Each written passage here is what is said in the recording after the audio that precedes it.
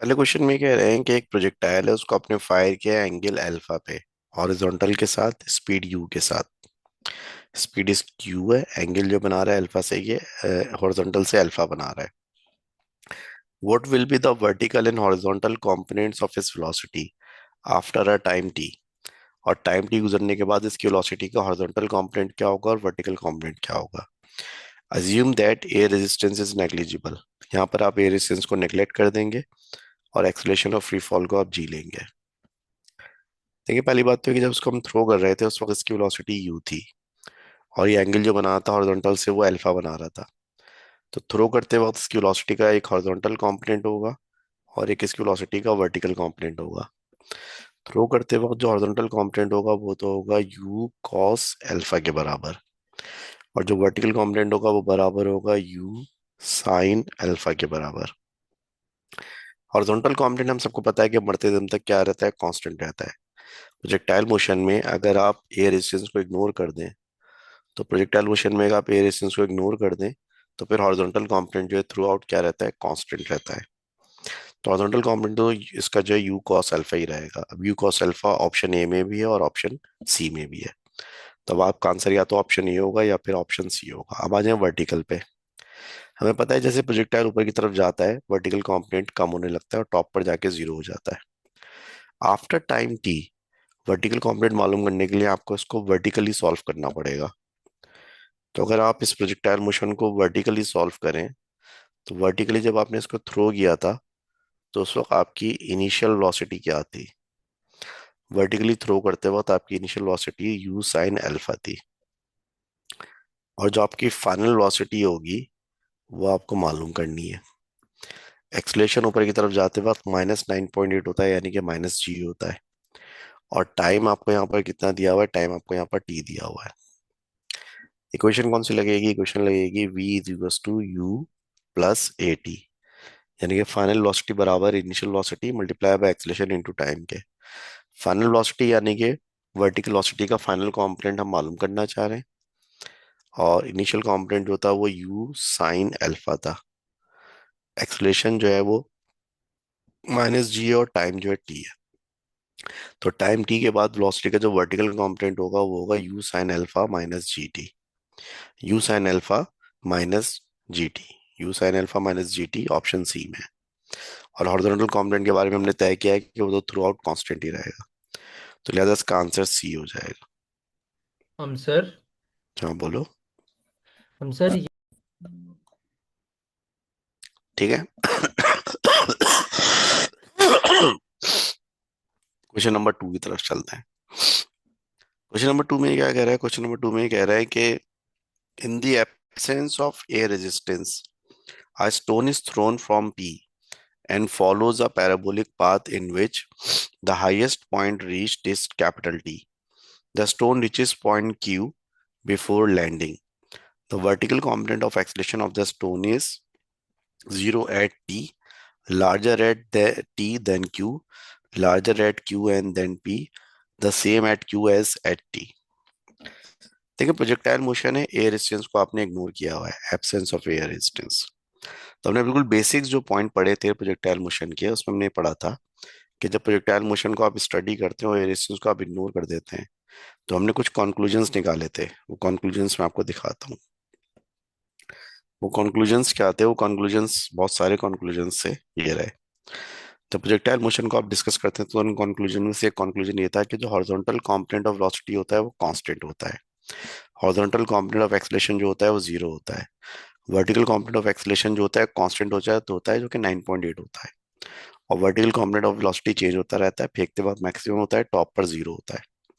तो सवाल यहाँ पर यह है कि इसका वर्टिकल कंपोनेंट ऑफ एक्सेलरेशन क्या होगा। तो वर्टिकल कंपोनेंट ऑफ एक्सेलरेशन तो हर जगह पे 9.8 होगा, चाहे वो पॉइंट पी पर हो, चाहे पॉइंट टी पर हो, चाहे पॉइंट क्यू पर हो, हर जगह जो है वो एक्सेलरेशन वर्टिकल 9.8 होगा, यानी कि सेम होगा। इसलिए आंसर क्या हो जाएगा, आंसर आपका डी हो जाएगा। प्रोजेक्टाइल मोशन के दौरान horizontal component of velocity constant होता है, हॉरिजॉन्टल एक्सेलरेशन जीरो होता है, वर्टिकल वेलोसिटी यूनिफॉर्मली चेंज होती रहती है, और vertical component of acceleration constant होता है जो कि 9.8 होता है। तो लिहाजा चाहे पॉइंट पी हो, चाहे पॉइंट क्यू हो, या पॉइंट टी हो, या एस हो, कोई सा भी पॉइंट हो, सब जगह एक्सलेशन जो है वर्टिकल एक्सलेशन कांस्टेंट होगा, यानी कि 9.8।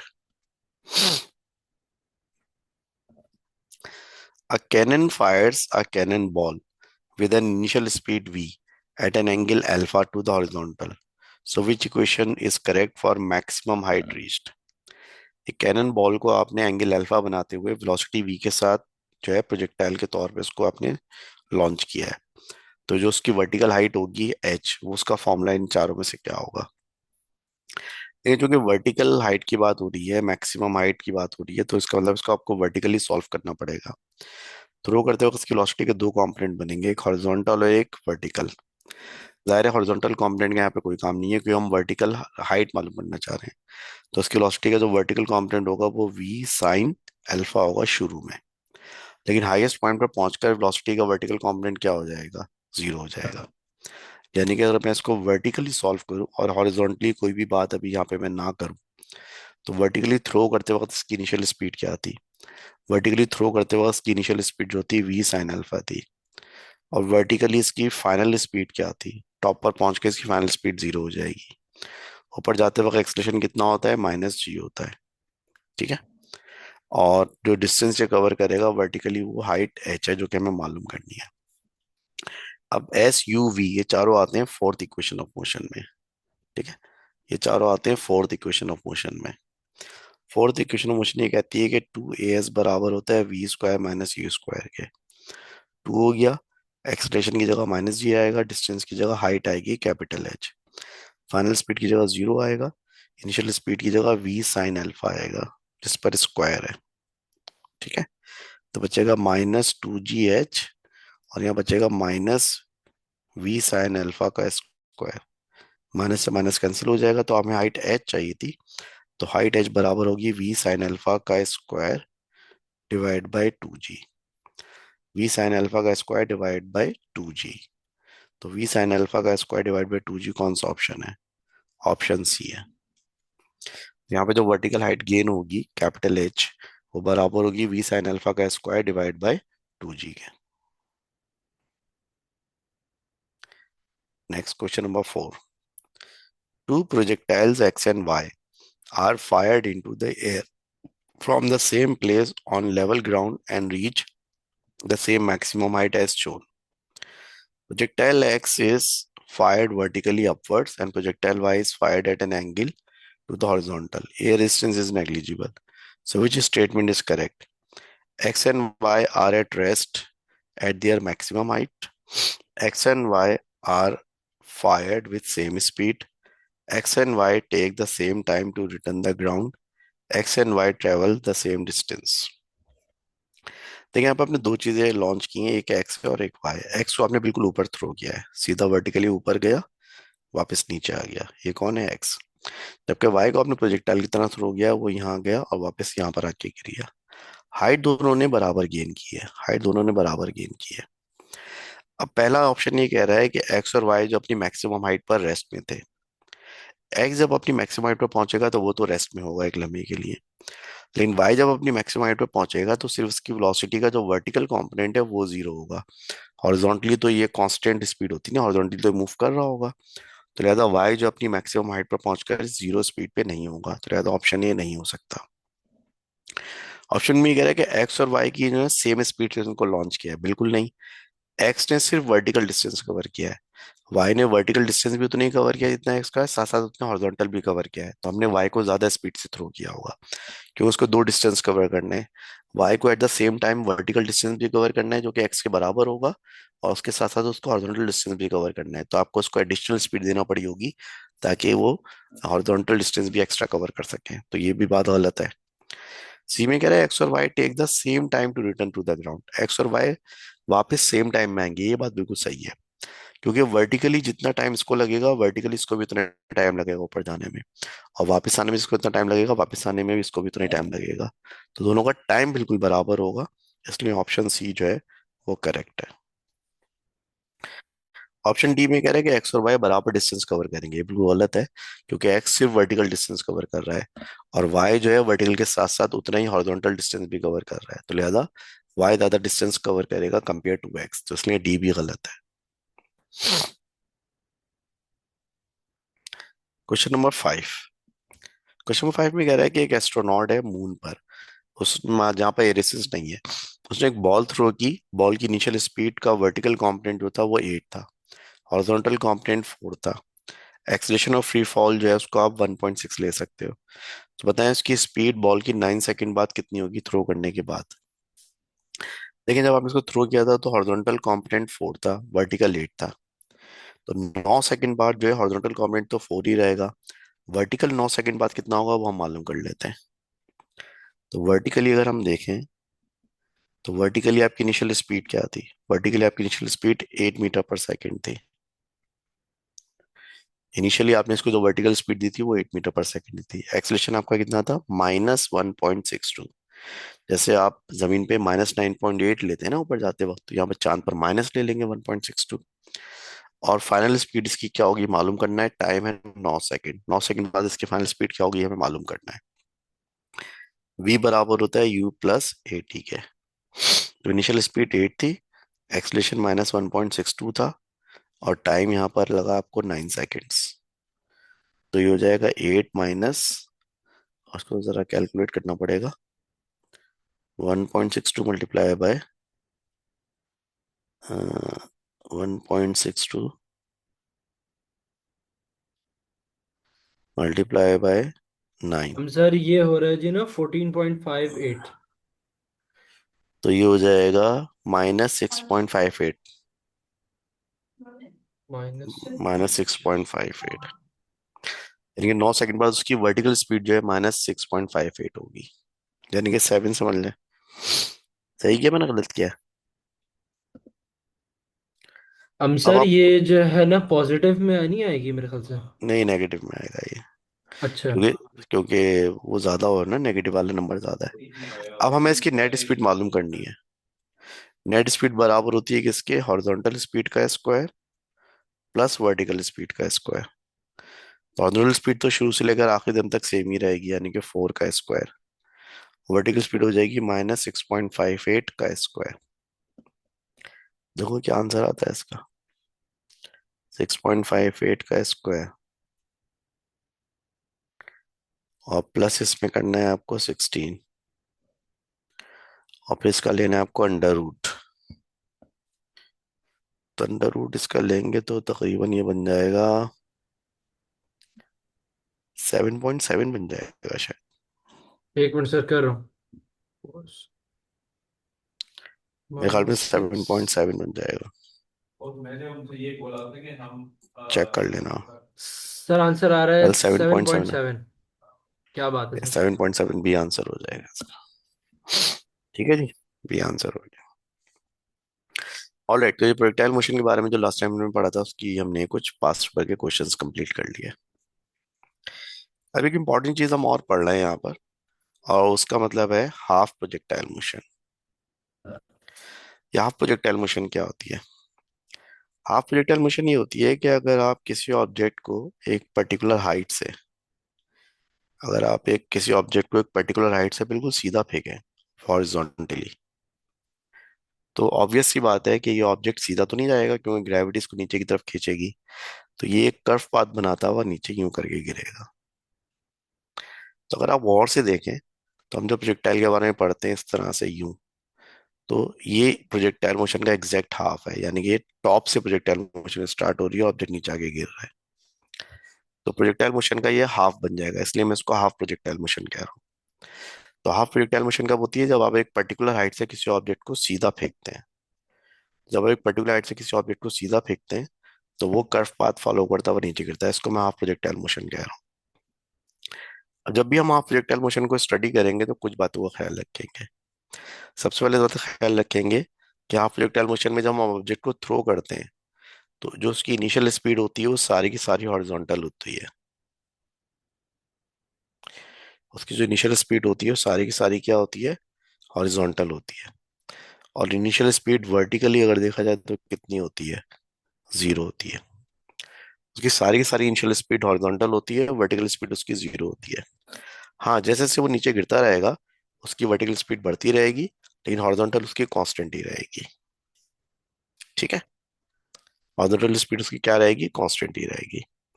तो बस इस बात को आपको ध्यान में रखना है। बाकी सब कुछ वही प्रोजेक्टाइल मोशन वाला है कि horizontal speed through out constant रहेगी, वर्टिकल यूनिफॉर्मली चेंज होती रहेगी। हॉरिजॉन्टल स्पीड जो है वो सिंपली डिस्टेंस अपॉन टाइम के बराबर होगी हॉरिजॉन्टल, जबकि वर्टिकल मोशन में आप इक्वेशन ऑफ मोशन अप्लाई कर सकते हैं जैसा कि आपने पहले अप्लाई की थी। ठीक, एक छोटा सा सवाल सॉल्व करते हैं। An object is thrown in horizontal direction at 10 metre per second as shown. इसके डायग्राम मैं आपको बना के दे देता हूँ। एक पर्टिकुलर हाइट से आपने एक ऑब्जेक्ट को थ्रो किया है। फर्स्ट करें, ऑब्जेक्ट का मास है 2 किलोग्राम, और उसको आपने हॉरिजॉन्टल डायरेक्शन में थ्रो किया है 10 मीटर पर सेकंड की स्पीड से। अब ये ऑब्जेक्ट जो है जिस तरह से कर्व पाथ बनाता हुआ आगे जाके गिर गया। फर्स्ट करें कि इसकी जो हाइट है, लेट से हाइट इसकी है मिसाल के तौर पे 40 मीटर। तो आपको सबसे पहले मालूम करना है time to reach the ground, कितनी देर में नीचे पहुंचेगा। हॉरिजॉन्टल कंपोनेंट ऑफ वेलोसिटी इसका कितना होगा जब ये ग्राउंड पे पहुंचेगा। वर्टिकल कंपोनेंट ऑफ वेलोसिटी कितना होगा जब ये जमीन पे पहुंचेगा। रिजल्टेंट वेलोसिटी कितनी होगी जब ये जमीन पे पहुंचेगा। और जब ये जमीन से टकरा रहा होगा तो उसका हॉरिजॉन्टल से एंगल कितना होगा। ये आपको 5 चीजें मालूम करनी है। सबसे पहले आती है कि टाइम, कितनी टाइम में नीचे पहुंचेगा। देखिए, प्रोजेक्टाइल मोशन में ऊपर जाने का या नीचे आने का टाइम आप सिंपली वर्टिकल मोशन से मालूम कर सकते हैं। वर्टिकली इसको अगर हम स्टडी करें तो इसके साथ क्या हो रहा है। वर्टिकली इसको अगर हम स्टडी करें तो वर्टिकली इसकी इनिशियल स्पीड 0 थी, क्योंकि अभी मैंने आपसे कहा कि हाफ प्रोजेक्टाइल मोशन में इनिशियल स्पीड सारी की सारी हॉरिजॉन्टल होती है। तो इनिशियली वर्टिकल स्पीड तो उसकी 0 थी। एक्सलेशन ऊपर से नीचे आते वक्त कितना होता है। एक्सलेशन ऊपर से नीचे आते वक्त 9.8 मीटर पर सेकंड स्क्वायर होता है। ऊपर से नीचे आते वक्त डिस्टेंस कितना कवर किया इसने। ऊपर से नीचे आते वक्त इसने डिस्टेंस कवर किया है 40 मीटर का। और ऊपर से नीचे आते वक्त जो है हमें ये मालूम करना है कि इसको टाइम कितना लगा, टी। तो यहाँ पे जो कि इनिशियल स्पीड 0 है तो सिंपली हम ये इक्वेशन लगा सकते हैं, S is equal to half A T square. अब एस यानी कि जो वर्टिकल डिस्टेंस है वो आपको दिया हुआ है 40। एक्सलेशन ऊपर से नीचे आते वक्त होता है 9.8। टाइम हमें मालूम करना है जिसपे स्क्वायर है।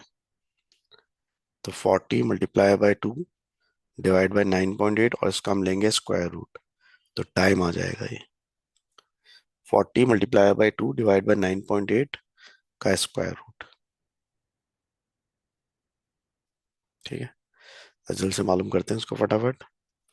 40 मल्टीप्लाई बाय 2 हो जाएगा 80 डिवाइड बाय 9.8, और सर इसका टू हम पॉइंट लेंगे एट फाइव 2.85। 2.85 आ रहा है इसका आंसर। तो टाइम हो जाएगा 2.85 सेकेंड्स, को नीचे आने में 2.85 सेकेंड्स लगेंगे। दूसरे पार्ट में पूछा है कि इसका हॉरिजॉन्टल कंपोनेंट क्या होगा जब ये जमीन से टकराएगा। देखिए, इसको शुरू में हमने 10 मीटर पर सेकंड से फेंका था। 10 मीटर पर सेकंड जो है वो इसका हॉरिजॉन्टल कंपोनेंट ही था, क्योंकि शुरू में सारी की सारी जो वो होती है स्पीड, वो हॉरिजॉन्टल ही होती है। तो हॉरिजॉन्टल कंपोनेंट तो प्रोजेक्टाइल मोशन में हमेशा कांस्टेंट ही रहता है। तो ये फेंकते वक्त 10 मीटर पर सेकंड था, तो जमीन से टकराते वक्त भी 10 मीटर पर सेकंड ही होगा, उसमें कोई चेंज नहीं आएगा। तीसरे पार्ट में कह रहा है वर्टिकल कंपोनेंट क्या होगा। हाँ, उसके लिए हम वर्टिकली सॉल्व कर लेते हैं इसको।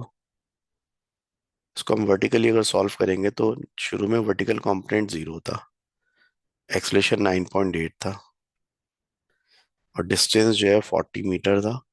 हमें फाइनल वेलोसिटी यानी कि वर्टिकल कंपोनेंट मालूम करना है फाइनल। इसके लिए हम इक्वेशन लगा सकते हैं 2as is equal to V square minus U square. 2 multiply by 9.8, distance है 40, वी मालूम करना है, यू 0 है।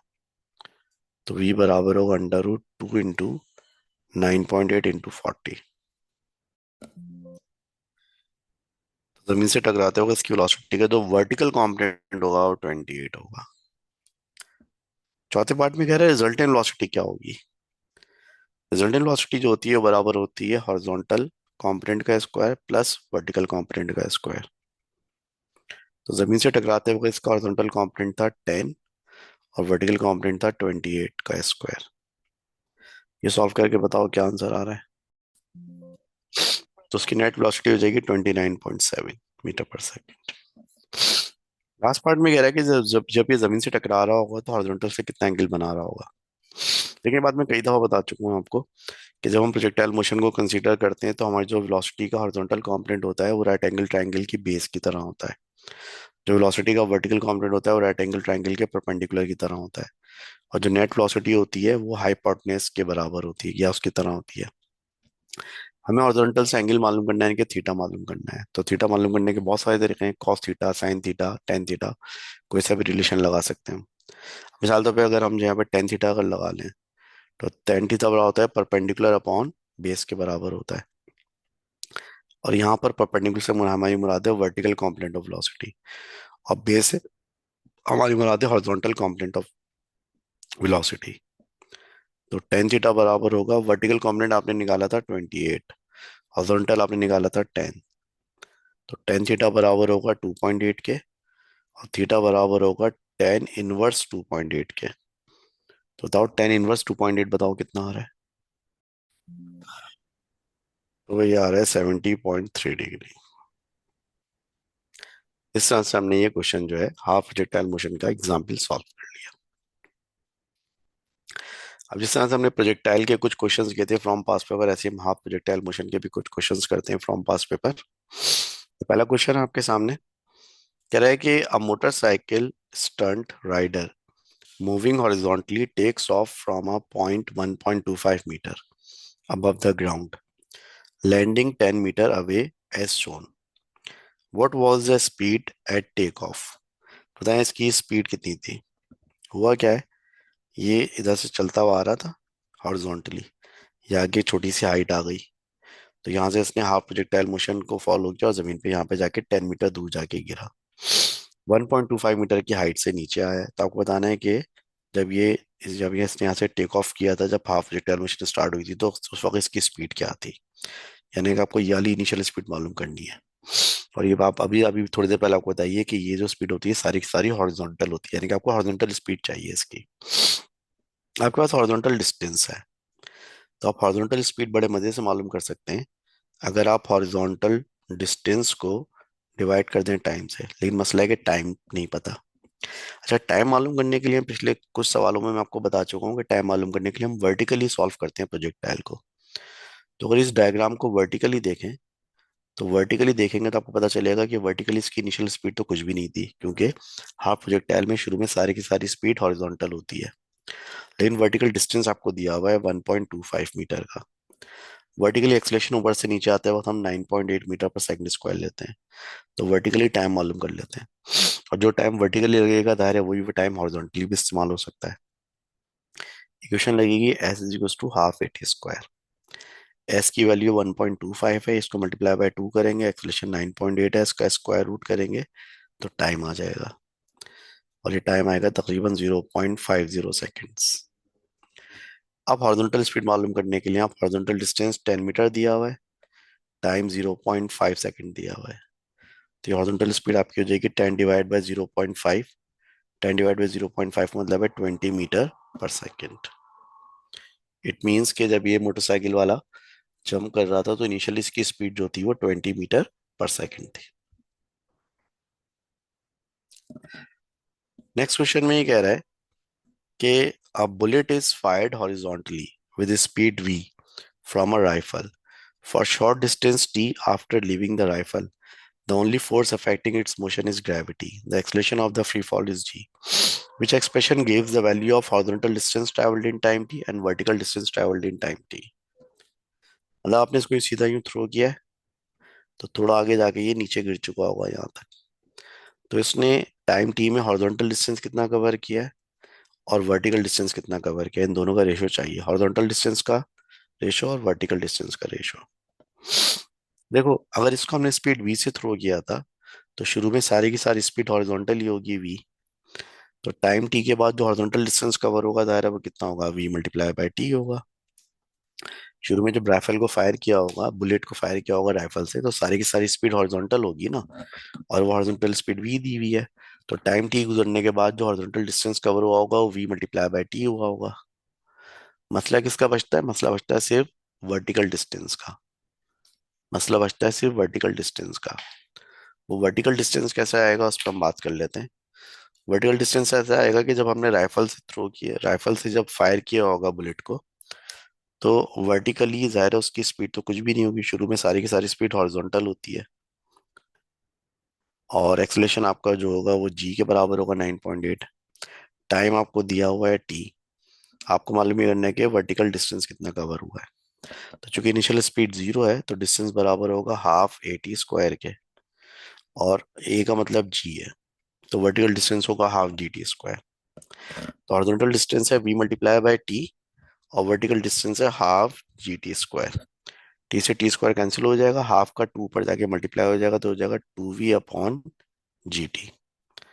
तो हॉरिजॉन्टल डिस्टेंस और वर्टिकल डिस्टेंस का रेशियो बनेगा 2v divide by G T. 2v divide by G T का मतलब है डी। डी आंसर हो जाएगा इसका। कह रहे कि स्टोन है उसको आपने थ्रो किया है horizontally from the top of a cliff and falls into sea below. Air resistance is negligible, the path of the stone is shown. आपने पत्थर को थ्रो किया है, वो दायरा प्रोजेक्टाइल हाफ प्रोजेक्टाइल फॉलो करता हुआ समंदर में जाके गिर गया, एयर रेजिस्टेंस नेग्लिजिबल है। In which direction does the resultant force on the stone act during its fall. तो उस पर रिजल्टेंट फोर्स किस डायरेक्शन में लग रही होगी। देखिए बात मैंने कंक्लूजन में भी बताई थी, और ये बात पहले भी कई दफा डिस्कस हो चुकी है कि प्रोजेक्टाइल मोशन में सिर्फ एक ही फोर्स लग रही होती है, और वो होती है फोर्स ऑफ ग्रेविटी बस। बाकी ये रेजिस्टेंस को तो यहाँ पे इग्नोर किया हुआ है। तो इस पे जब किसी भी टाइम पर अगर आप प्रोजेक्टाइल की रिजल्टेंट फोर्स देखेंगे तो हमेशा वर्टिकली डाउनवर्ड होगी, हमेशा हमेशा वर्टिकली डाउनवर्ड होगी। क्योंकि प्रोजेक्टाइल पे सिर्फ एक फोर्स लगती है, और वो होती है फोर्स ऑफ ग्रेविटी, जो कि हमेशा वर्टिकली डाउनवर्ड होती है। क्वेश्चन नंबर 4 में क्या कह रहा है वो। क्वेश्चन नंबर 4 में कह रहा है कि a stone is projected horizontally at time 0 and falls, air resistance is negligible. The stone has a horizontal component VH and vertical component velocity VV. So, which graph shows VH and VV with time t? देखें, horizontal आपकी जो projectile motion होती है उसमें vertical component तो हमेशा constant रहता है, तो वर्टिकल कंपोनेंट तो बिल्कुल स्ट्रेट लाइन होना चाहिए हॉरिजॉन्टल, क्योंकि थ्रू आउट कांस्टेंट रहता है। वर्टिकल कंपोनेंट यूनिफॉर्मली इंक्रीज होगा जब ऊपर से नीचे गिरेगा, यानी कि इस तरह से। तो वर्टिकल कंपोनेंट ऐसा होना चाहिए, हॉरिजॉन्टल कंपोनेंट ऐसा होना चाहिए। ऐसा कौन सा ऑप्शन में दिया हुआ है। ऐसा मेरे ख्याल से ऑप्शन ए में दिया हुआ है। आप देख सकते हैं horizontal component through out constant है, और वर्टिकल कंपोनेंट जो यूनिफॉर्मली इंक्रीज हो रहा है, इसलिए इसका आंसर ये होगा। क्वेश्चन नंबर 5 में कह रहा है कि एक बच्चे ने एक पत्थर फेंका है हॉरिजॉन्टली स्पीड 10 से एक बिल्डिंग से। बिल्डिंग की हाइट 8 मीटर है। स्टोन जो है कर्व पाथ फॉलो करता हुआ नीचे गिरता है, कितनी देर में नीचे गिरेगा। तो देखें, टाइम मालूम करने के लिए आमतौर पे हम क्या करते हैं, टाइम मालूम करने के लिए हम वर्टिकल मोशन को डिस्कस करते हैं। तो वर्टिकली अगर हम देखें, तो वर्टिकली यहाँ पर डिस्टेंस कितना कवर हुआ है, 8 मीटर का।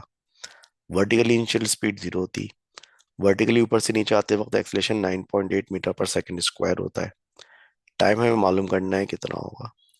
तो यार इक्वेशन कौन सी लगेगी, S is equal to half A T square. अब एस यानी कि डिस्टेंस 8 है, हाफ इंटू 9.8 इंटू टाइम मालूम करना है। तो टाइम बराबर होगा 8 मल्टीप्लाई बाय 2 डिवाइड बाय 9.8 के। तो जरा मुझे कैलकुलेट करके बताओ कितना आ रहा है आंसर। तो उसका आंसर बनेगा 1.27, राउंड ऑफ करके 1.3 सेकेंड्स हो जाएगा, यानी कि सी आंसर हो जाएगा।